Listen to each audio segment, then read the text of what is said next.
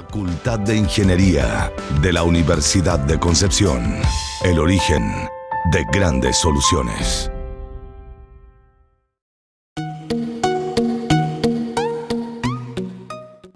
Bienvenidos a esta nueva entrega del curso 503-201, esta vez con una referencia a los primeros pasos en nuestro lenguaje de programación C.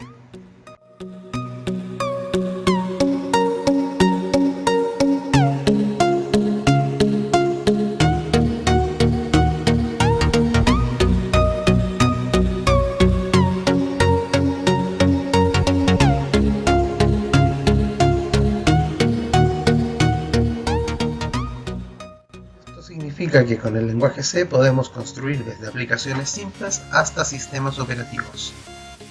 El lenguaje fue creado por Dennis Ritchie con la ayuda de Brian Kernighan en el año 1972 en los laboratorios Bell. Se trata de un lenguaje intensivo en el uso de funciones y que clasifica en la categoría de programación estructurada.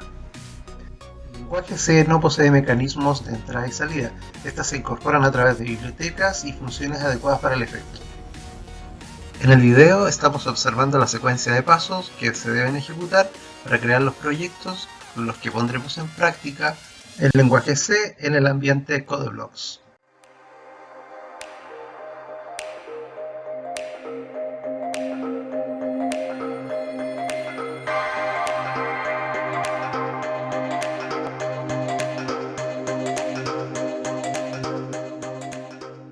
En esta parte del video veremos cómo se describe una de las partes principales del programa, la función main. Todo programa en C debe tener una función main desde la cual se inicia la ejecución.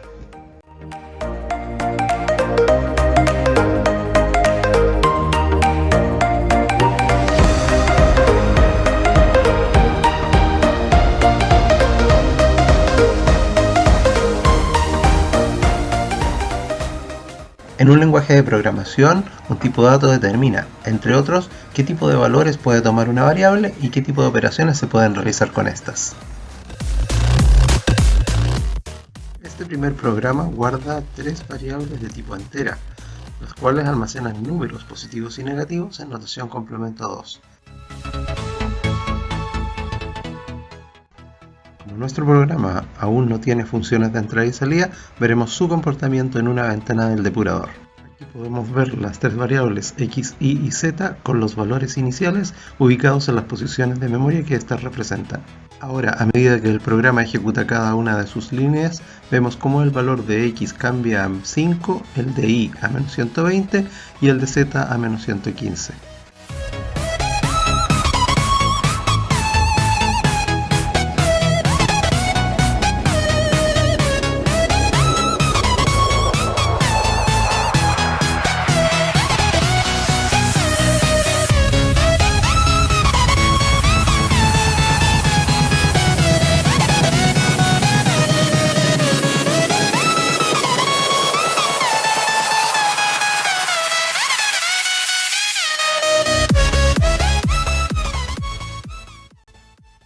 Para entender lo que ocurre en este ejemplo, se debe saber que una variable entera utiliza 32 bits y por tanto puede almacenar un número menor o igual a 4.294.967.295, mientras que un entero corto, short, solo puede almacenar hasta 32.767, pues usa solo 16 bits.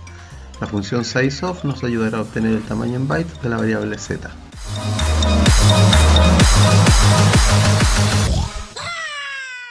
Nuevamente podemos ver en la ventana del depurador los valores de las variables a medida que el programa ejecuta línea a línea. El valor negativo de la variable z, a pesar de que es el resultado de la suma de dos valores positivos, obedece a que hemos excedido el rango máximo representable en 16 bits y por ello se vuelve negativo.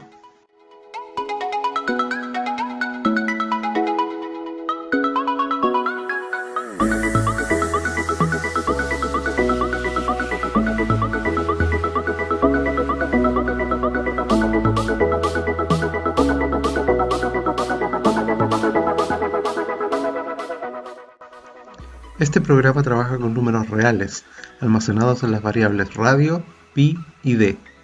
Uno de los tipos de datos para almacenar números reales en C es llamado float, que viene de punto flotante.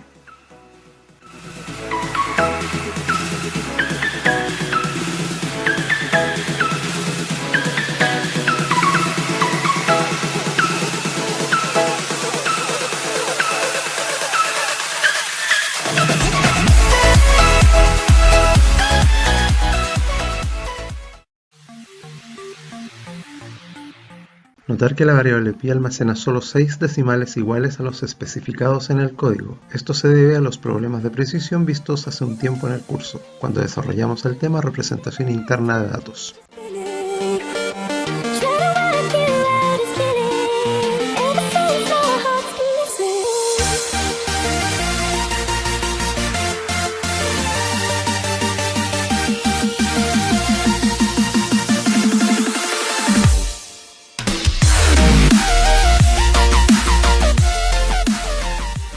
Otro tipo de dato de C que permite guardar números reales es doble. Viene de doble precisión, el cual aumenta la cantidad de decimales que se tienen en cuenta para las operaciones con números reales. En este programa compararemos el mismo valor almacenado en dos variables distintas, una float y otra doble. Además, veremos cuántos bytes usa una variable de precisión simple y cuántos una variable de doble precisión. I killed down once to free for champions. I can't believe it's right. Wait a minute!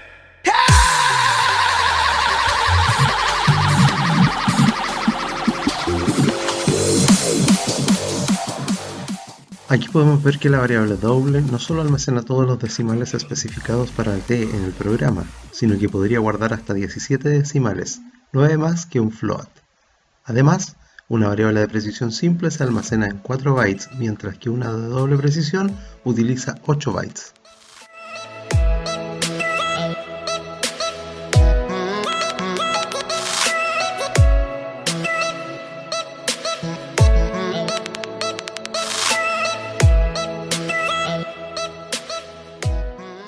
Una variable de tipo char en C representa una celda o byte de memoria que puede almacenar un símbolo tal como una letra, un dígito, un símbolo de escritura o un símbolo matemático, símbolos especiales como un espacio, salto de línea, tabulador, etc.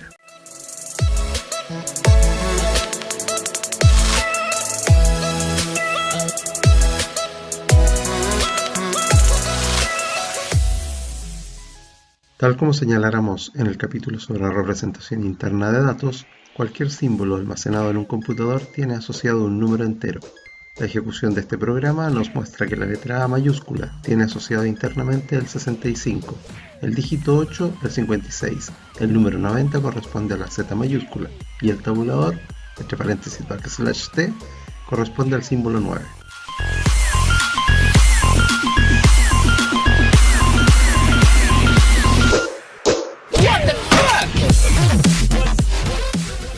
La entrada de datos, por ejemplo desde teclado, y la salida de datos, por ejemplo a pantalla, se la hace usando funciones.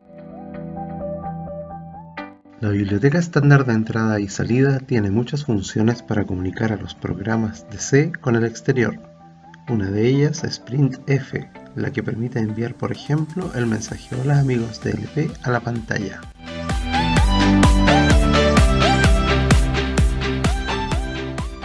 La ejecución de este programa nos muestra cómo el mensaje "Hola amigos de LP" se muestra en la pantalla.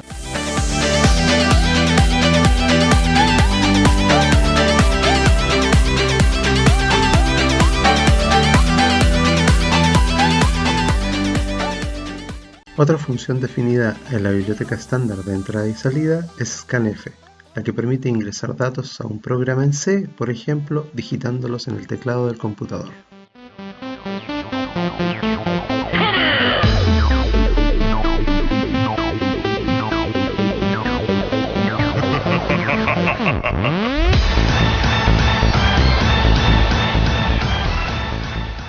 La ejecución de este programa nos muestra que el valor que he ingresado desde el teclado, 18, y leído por el programa con scanf, queda almacenado en X y luego es desplegado en la pantalla por printf. Notemos el uso del formato %d, tanto para leer como para desplegar una variable entera. Si intercalamos un número entero entre el símbolo de porcentaje y la d en la función printf, le estaremos indicando que despliegue el entero dejando la cantidad de espacios indicada por dicho número.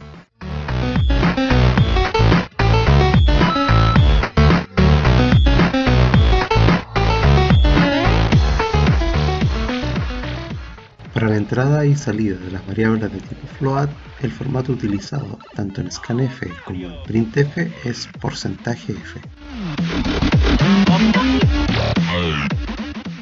Tanto en scanf como en printf, la cantidad, tipo y orden de los formatos deben corresponder con las variables que se leerán o desplegarán.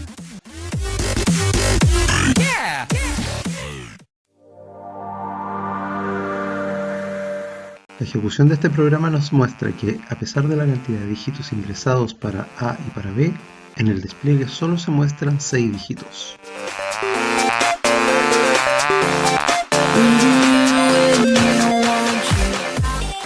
Al igual que con el formato para enteros, para float se puede especificar la cantidad de espacio que deseamos destinar al despliegue de un número real y, separado por un punto, la cantidad de decimales que serán desplegados.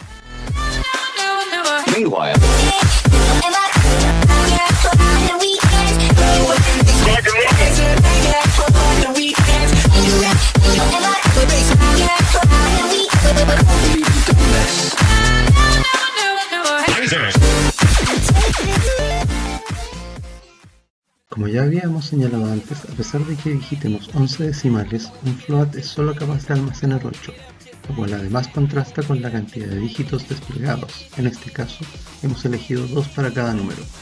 Lo importante es que, como muestra la ventana de depuración, el número almacenado no pierde precisión al desplegar menos dígitos que los que están en memoria.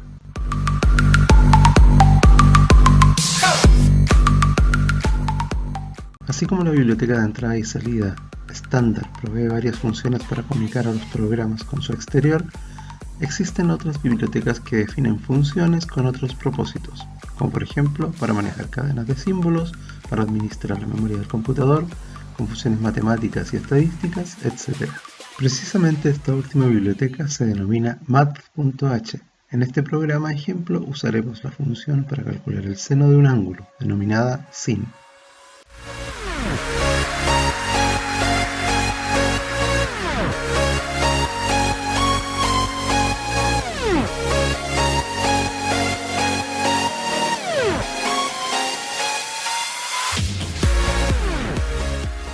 La función sin requiere, para poder funcionar, un valor provisto por el programa o parámetro de entrada, que en este caso corresponde al ángulo al que se le determinará el seno.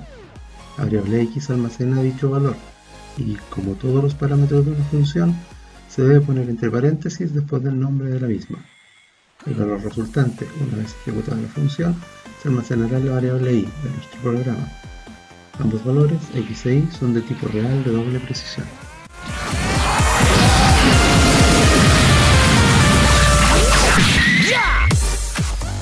He aquí la ejecución de este último programa, pero ¿dónde se puede averiguar cómo usar una función? Como siempre, con una búsqueda simple, Google tiene la respuesta, con el formato e incluso con programas de ejemplo usando las distintas funciones.